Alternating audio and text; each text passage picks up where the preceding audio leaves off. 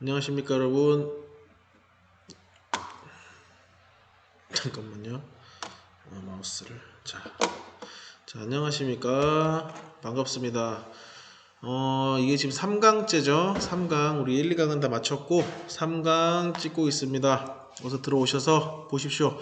프린트 마찬가지로 학습마당에 준비되어 있으니까 뽑아서 앞에 갖다 놓으시고 펜 한 자루 들고 교과서 있으면 좋고 영상을 보시면 되겠습니다. 아이고, 우리가 지난 시간까지 1강, 2강 때는 뭘 했냐면 한번 쭉 살펴봅시다. 일단 동아시아라는 지역이 어떤 지역인지, 어떤 국가들이 있는지 한번 확인을 했고요. 두 번째, 그 동아시아사 국가들의 도시에는 어떤 곳들이 있었는지, 옛날 명칭 아니면 오늘날 명칭 다 따로따로 했어요. 그리고 나서 그 도시들에 살고 있는 사람들이 자연 환경, 기후, 기온 뭐 이런 거에 따라서 어떤 식의 삶을 살고 있는지, 대표적으로 뭐 유목민인지 아니면 농경민인지 그런 부분들도 했고요. 그게 1강 끝이었고 2강 지난번 수업 시간에는 이러한 동아시아 지역에서 신석기 문화는 어떻게 발전했는지, 그리고 그 다음 파트였던 청동기 문화는 어떤 식으로 발전했는지, 각각 지역 명칭이랑 문화권 이름이랑 그 지역과 문화권에 따른 유물들 직접 손으로 그리면서 확인을 했어요. 자, 오늘 배울 내용은 뭐냐면 여러분들 지난 시간에 마지막으로 배웠던 그 동아시아 지역의 청동기와 관련이 깊습니다. 왜냐하면 청동기 때부터 신석기 때는 없던 이것이 만들어집니다. 두 글자, 국가. 국가가 만들어지기 때문에 오늘부터 여러분들은 드디어 어떤 국가에서 어떤 왕들이 이런 일들을 했다라는 것들을 살펴볼 텐데, 중국은 매우 많은 국가가 있어요. 우리나라만 해도 뭐 고구려, 백제, 신라, 통일, 신라, 발해, 고려, 뭐 조선, 이게 끝이겠지만 중국은 기원전부터 해서 지금 오늘날 중화민국까지 합치면은 거의 한 20개가 넘어요. 영토도 넓었고 워낙 부침이 많았기 때문에. 그래서 일단 이번 3강에서는 하나라, 상나라, 주나라, 진나라까지만 나갑니다. 중국 최초의 나라예요. 이 하나라부터 시작을 해서 여러분들 진시황이라고 아마 들어봤을 텐데, 그 진시황이 세웠고 진시황이 망쳤던 이 진나라까지만 알아보면 끝납니다. 쌤, 중국만 알아보면 끝나나요? 아니요. 여러분들이 앞으로 동아시아사를 배울 때는 항상 이런 시스템으로 나갈 텐데, 먼저 중국사를 배웁니다. 어느 일정 범위의 중국사를 배우고 그게 끝나면, 자, 그렇다면 중국 주변 다른 국가들은 이 당시에 어떻게 발전하고 있었을까요? 예를 들어서 한반도는 중국과 어떤 관계였으며, 일본은 이 당시에 어떤 일들을 했나요? 베트남은 이 당시에 어떤 일들을 했고, 중국에게 쫓겨난 유목민족들은 어떤 활동들을 했나요? 이런 식으로 중국사를 먼저 알아본 뒤에 그 주변국들과 중국 간의 관계를 알아보는 식으로 진행이 될 겁니다. 알겠습니까? 그래서 다시 한번 이야기하지만 하, 상, 주, 진, 요 네 나라만 오늘은 보면 끝나요. 아마 이 주나라까지 한번 보고 1부가 끝나고, 그 다음 진나라에서 2부에서 진나라를 다루고 오늘 3강은 마무리될 예정입니다. 자, 그럼 본격적으로 중국 최초의 국가 하나라 먼저 봅시다. 여기에요. 자, 이거 밑으로 옆으로 내릴게요. 자, 지금 순서대로 하, 상, 주, 진, 한 중에서 하나라 먼저 보는 거예요. 자, 이 지금 내가 보여주고 있는 이 화면은 내가 만든 화면이고요. 여기 이 네모칸 안에 있는 이 부분이 여러분들 프린트에 있는 그대로 따온 거야. 그래서 여러분들은 지금 선생님께서 필기하시는 이 부분이 프린트의 이 부분이구나 하고 같이 필기를 채워 넣으시면 돼요. 일단 지도를 보면은 요쯤에 하나라가 만들어져 있죠. 지난번에 여러분들 지도를 보고 파악을 했는지 모르겠지만 요렇게 황하강이 흐릅니다. 그리고 요렇게 창장강이 흘러요. 그래서 이 하나라는 황허강 중류지역, 여기가 하류잖아. 황허강 중류지역쯤에 자리를 하고 있다라고 보시면 되고요. 문헌상에 쓰세요. 중요합니다. 문헌상의 최초의 국가야. 중국 역사에서 최초의 국가는 하나랍니다. 근데 여기 문헌상해라고 표시된 이유가 뭐냐면 이 문헌은 무슨 책이냐면 중국의 상서라는 책이야. 이 상서라는 책을 쓴 사람은 아주 유명한 사람이야. 누구야? 공자예요.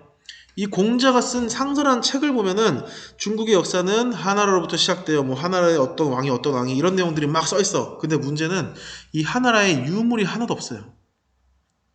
오늘날 하나라에서 사용했다는 유물이 발견된 게 하나도 없어. 그래서 아직까지도 중국 학자들, 세계 학자들에게 하나라 이거 진짜 있었던 거 맞아? 공자가 뻥친 거 아니야? 아니면 다른 나라랑 헷갈린 거 아니야? 라고 확실하게 그 실존 사실을 인정받지 못하는 나라가 하나라야. 그 말은 시험에 나올 확률이 높아? 적어요. 유물이 없는데 어떻게 나와? 이게 다예요. 문헌상 최초의 국가입니다. 끝. 자, 하나라 끝났습니다. 자, 이 하나라의 마지막 왕은 걸왕이었고요. 이 걸왕이 엄청난 폭군으로 유명합니다. 폭군. 그냥 미친놈이었어요. 이 걸왕이 마지막에 말희라는, 이거 시험에 안 나와. 그냥 들으세요. 그냥 썰 풀어주는 거야. 걸왕이 마지막에 왕비로 말희란 여성을 들이는데 이 여성의 비위를 맞춰주고 막 사랑을 얻기 위해서 온갖 막 진짜 잔인하고 추악하고 이런 행동을 다 해요. 그러다 결국 나라의 살림살이를 살피지 못하고 하나라가 멸망한단 말이야. 근데 이런 어떤 마지막 폭군이 등장하고 이런 왕비를 들여서 왕비 때문에 왕이 총명함을 잃어서 나라가 망했다 라고 이야기하는 것은 중국사에서 너무너무 흔한 일이에요. 이 상나라도 마지막에 주왕이 폭군이었고 달기라는 왕비를 잘못 들여서 망해요. 이 주나라도 마지막 폭군이었고 포사라는 그 왕비를 잘못 들여서 망해요. 이런 식으로 굉장히 반복적인 똑같은 일들이 계속 벌어지는데 사실 웃기지. 왕이 잘못한 거지. 왜 왕비 탓을 해? 이거는 약간 중국사에서 뭐 아직까지도 있지만 유교적인 가부장제 이런 걸 조금 표현하는 방식이기도 해요. 그러니까 오늘날 그냥 있는 그대로 받아들인다기보다는 그냥 그런 왕이 있었고 이런 왕비가 있었구나 라는 수준으로만 받아들이시면 돼요. 자, 하나라 끝났어. 문헌상 최초의 국가였고 마지막 걸왕 때 폭군이 등장하면서 망해요. 자, 다음 하나라가 망할 때쯤 하나라를 물리치고 새로 등장한 나라 상나라입니다. 자, 이 상나라부터가 필기를 하시면 좋겠죠. 이 상나라부터가 실존했던 국가예요. 유물이 발견되거든. 기록만 있는 게 아니고 실제 상나라 때 썼던 유물이 발견돼요. 그 유물이 요거야. 시험에 너무 잘 나와. 네 글자 갑골문자. 너무 작게 썼다. 난 네 글자 다 쓰려고 했는데 갑골문자라는 것이 발견되고 이 안에 문자들 이런 거 보이죠? 이 중에는 상형 문자도 있고 실제 오늘날 쓰는 한자도 다 섞여 있는데 이 갑골문자가 발견되면서 상나라는 진짜 있었던 나라가 맞네 라고 오늘날 인정받아요. 이 갑골문자는 뭐냐면 거북이 이렇게 거북이 있을 거 아니야. 등딱지 있을 거고 근데 부전공이 뭐라고? 미술이라고. 자, 거북이가 이렇게 있을 건데 꼬리 요만큼 있고 다리 이렇게 있겠죠. 이게 뭐 하는 거냐면 이 거북이 등딱지를 떼다가 물론 거북이는 죽겠지. 거북이 등딱지를 이렇게 떼요. 그 다음에 구멍을 뻥뻥뻥뻥 뚫어. 그래서 불에 구워. 근데 굽기 전에 이렇게 예를 들어서 가운데 쭉 갈라서 여기에 비가 온다 라고 그 갑골문으로 써놓고 여기에 비가 오지 않는다 라는 식으로 써놓고 이거를 구멍을 여러 군데 뻥뻥뻥 뚫어서 불에 굽는 거야. 그럼 당연히 딱딱한 껍데기가 불에 구워지니까 바스락 깨지겠죠. 깨져서 만약에 이쪽 부분에도 잘 깨졌다 그러면 비가 오는 거고 이쪽 부분에 금이 덜 갔다 똑같은 말이지. 이쪽 부분에 금이 더 갔다 그럼 비가 오는 거고 이쪽 부분에 금이 더 갔다 하면 비가 안 오는 식으로 점을 치는 거야. 뭘로? 갑골로 껍데기로 뭐 소 발굽을 쓰기도 하고요. 소 발굽으로 점을 치기도 하고 뭐 거북이 등껍질로 거북 등껍질로 점을 매기기도 하는데 그거는 뭐 시험에 다음 중 갑골의 재료가 아닌 것은 이런 식으로 나오지는 않아요. 그래서 이 상나라의 특징은 첫 번째, 여기 마찬가지로 아까 얘기했죠. 황허강은 여기 있는 강이잖아. 황허강이 이렇게 있는 강이잖아. 그러니까 황허강 중류쯤에 위치한 거예요. 황허강 중류에 위치했고 갑골 문자가 발견되면서 실제 존재했던 국가라는 게 밝혀졌고, 마지막 이게 지금 그 거북이 등껍질이랑 소 발굽을 가지고 불에 굽는 거잖아. 이 불에 굽는 게 누구의 뜻을 나타내는 걸까? 비가 오는지 안 오는지 누가 알려주는 거야? 신이 알려주는 거야. 신이 알려주는 거. 그래서 이 신에게 무언가 비는 행동과 정치를 하는 행동이 같은 국가예요. 표현이 좀 어렵죠? 이거 아마 여러분들 고조선 배울 때 나왔을 텐데, 고조선은 제사와 정치가 일치된 사회였다는 거 기억나니? 똑같은 말이야. 제사와 정치가 하나로 일치됐다고. 신과 정치를 하나로 동일시했다. 신정정치라고 이야기를 해요. 재정일치와 거의 유사한 말이라고 보면 됩니다. 자, 그래서 아까 하나라가 멸망한 뒤에 상나라가 등장을 했고, 이 상나라는 갑골 문자와 신정정치로 유명했다라는 것까지만 알고 있으면 되고, 하나라 마지막 걸왕이 폭군으로 무너진 것처럼 상의 마지막 주왕도 왕비였던 달기를 만나면서 달기에게 온갖 진짜 달기의 마음을 얻으려고 별짓을 다 하는 와중에 나라를 돌보지 못해요. 그래서 마지막 주왕을 끝으로 무너지고 상나라를 대신한 새로운 새로운 국가가 등장을 합니다. 그 나라가 어디야? 주나라. 자, 봅시다. 하상. 이번엔 주나라 하는 거야. 주나라의 위치. 자, 볼래요? 상나라가 요만했고, 똑같은 위치에, 하나라래. 하나라가 요만해졌고, 상나라가 요만해지죠? 더 커지죠? 이 상나라보다 더 커진 게 주나라야. 지금 점점 사이즈는 커져. 자, 주나라가 등장을 했는데 이 주나라가 시험에 가장 잘 나오는 이유는 이것 때문이야. 무슨 제도? 봉건제도 때문이야. 자, 펜 내려놓으시고 설명을 할게요. 봉건제도가 뭔지 지금부터 간단하게 설명을 합니다. 봉건제도라는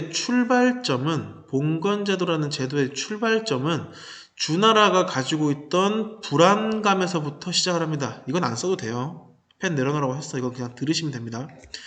봉건제도가 시작한 그 발단은 주나라가 가진 막연한 불안감부터 시작이 되는데, 이게 무슨 말이냐면 하나라가 무너질 때쯤에 하나라를 아무도 지키지 않아요. 그래서 하나라가 망한 걸 거 아니야. 그 자리에 상나라가 등장을 했지.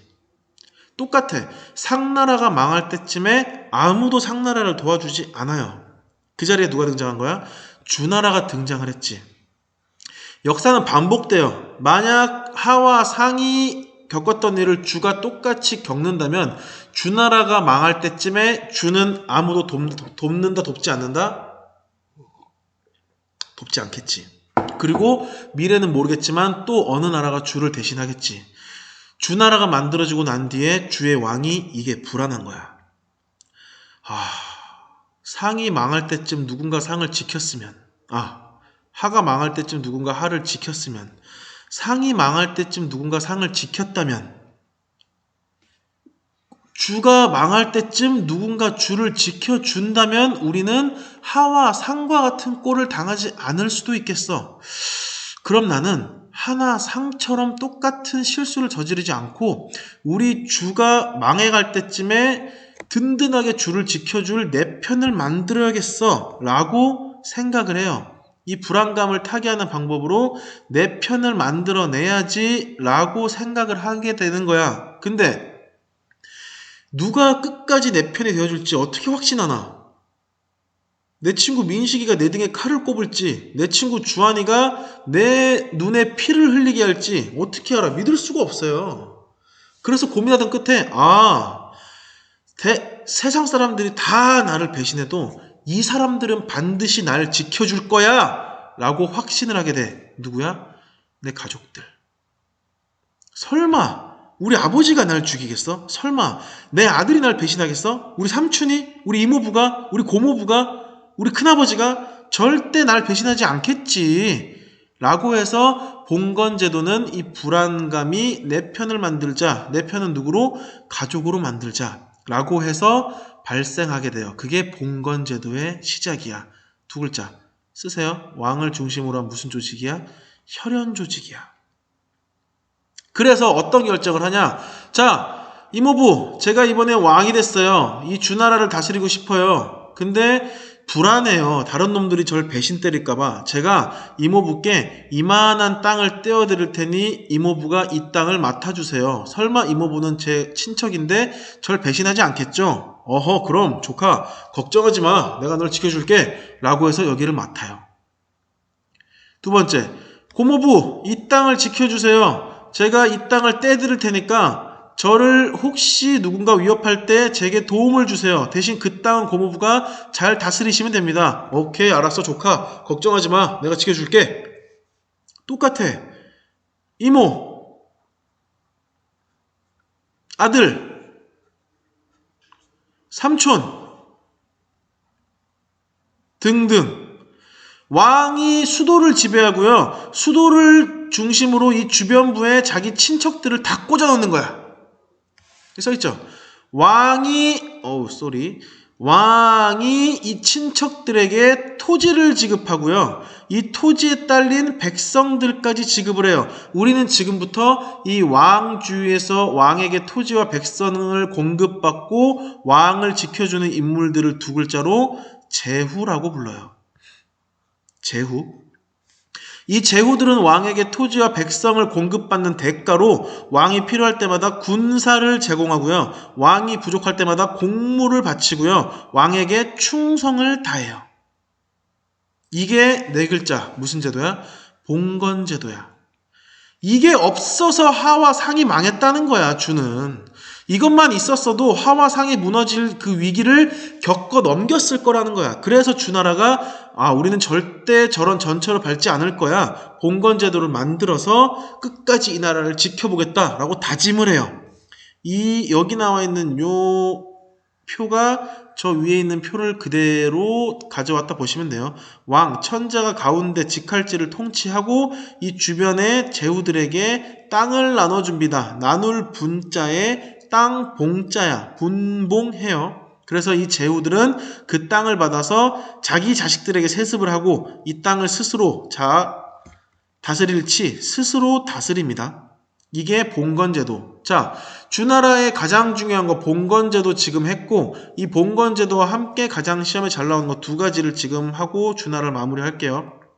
20분 안에 끝나겠네. 자, 첫 번째, 주나라에서는 이러한 사상을 아주 중요시 여깁니다. 하늘의 명을 받은 사람이 다스린다. 왜냐면 하나라가 무너지고 상나라가 만들어졌어. 근데 이 상나라를 무너뜨리고 만들어내는 게 주나라인 거 아니야. 사람들이 물어봐. 아무리 그래도 그렇지 왕을 죽이고 새로운 나라를 세우나? 그게 신하로서 할 도리인가? 그게 신하로서의 자세야? 라고 이야기할 때 주나라 왕들은 이렇게 얘기하는 거야. 이것은 우리가 하고 싶어서 한 게 아니고 누구의 명을 받은 거다. 하늘의 명을 받아서 행한 거다. 우리 욕심이 아니야. 하늘이 시켰어. 천명. 하늘의 명을 받아서 따라할 뿐이야. 천명사상. 이게 주나라를 움직이는데 엄청나게 큰 역할을 해요. 두 번째, 우리는 하늘의 명을 받아서 세운 나라야. 따라서 너네 하나라 마지막 거랑 생각나니?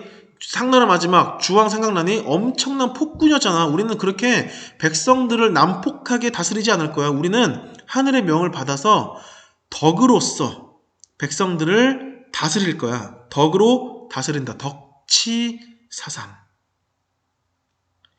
백성을 덕으로 다스린다. 왜? 하늘이 그렇게 우리에게 명했거든. 이렇게까지 얘기를 하니까 주나라 백성들이 그게 너희들이 욕심이 아니었구나. 하늘의 명이라고? 오케이, 지켜보겠어. 우리를 덕으로 다스린다고? 좋은 나라네. 라고 주나라에게 슬슬 충성을 바치기 시작해요. 완벽하지. 친척들은 날 배신하지 않거든. 심지어 이런 명분까지 생겼어. 근데 주나라의 왕들이 간과한 게 있지. 이게 처음엔 잘 돌아가요. 왕이 중간에 있고 이모부는 고모부는 이모는 아들은 삼촌은 날 배신하지 않거든. 근데 시간이 흐르지. 왕의 다음 자식이 왕이 되고 고모부의 아들이 이 자리를 차지해. 이모부의 딸이 이 자리를 차지해. 점점 시간이 흐르면서 이 핏줄이 옅어지기 시작하는 거야.